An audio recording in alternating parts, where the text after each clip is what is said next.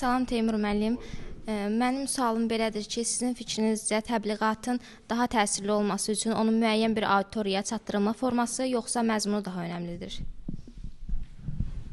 Bu da yaxşı sualdır. Mənə elə gəlir ki, o məzmun və çatdırmadan yox, onu kim aparır önəmlidir. Onu kim aparırsa, onun için məzmunu boşda ola bilər. Yalanda ola bilər, nə bilim, nə desin ola bilər. Ona görə də o məzmunu, o təbliğatı kim aparır? Hitlerin propaganda naziri Göbbels aparırdı. Sovet müttəfiq deyək də, SSR qoşunları Berlinə yaxınlaşırdı. Bu deyirdi ki, ay Alman xalqı, yox, biz qalib gəlmişik, biz qalib gəlirik, irəli gedirik, amma yaxınlaşırdı.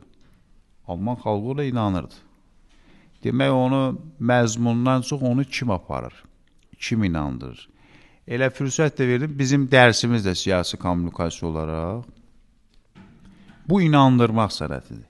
Və yaxud da bizim keçən dəfə keçdiyimiz nə idi? Natiqlik ki, Aristotel dedi, aldatmaq sənətidir.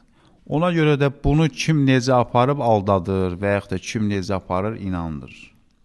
Məsəl üçün, Viktor Orban, Macarıstanın baş naziri, axırı ki, boynuna aldı ki, mən uduzdum. 16 illik hakimiyyəti ölkə mətbuatının 80%-ni idarə edirdi, pul çox.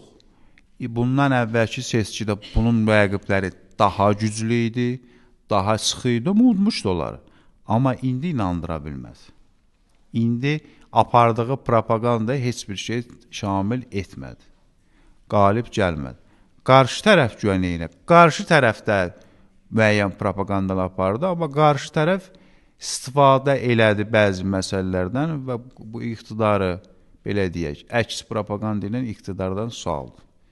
Rüşvət, yolsuzluq və s. Amma ən önəmlisi, bütün bunu hamıda yadında saxlasın ki, iqtidarların istəyir getsin, haranı alsın, bunu eləsin, inandırsın, inandırmasın. Yəni, iqtidarlardan, hakimiyyətlərdən getmələrinin bir nömrəli səbəbi iqtisadiyyatdır.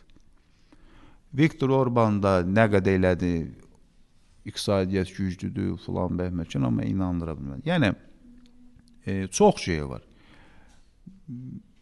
Məsəl üçün, əgər Mustafa Kemal olmasaydı, başqa bir adam Qurtuluş müharibəsini aparsaydı, Türkiyə Respublikası qurulmayacaqdı. Niyə? Çünki Mustafa Kemal'ın o şuarları ilə elə inanırdı ki, bütün xalqı səfərbər elədi, Türkiyə Respublikasını qurdu.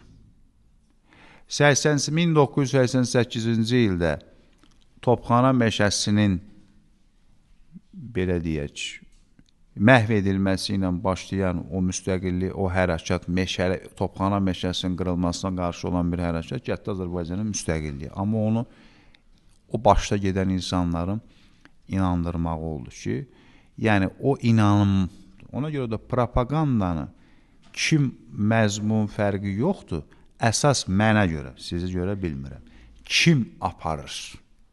Bəlkə adam düz danışır, yaxşı adamdır, filandır, bəhməkandır, nə bilim, içində hər şey düzdür. Amma adamın özünün yoxdur nüfuzu. Ona görə də məzmundan çox kim aparılmasından daha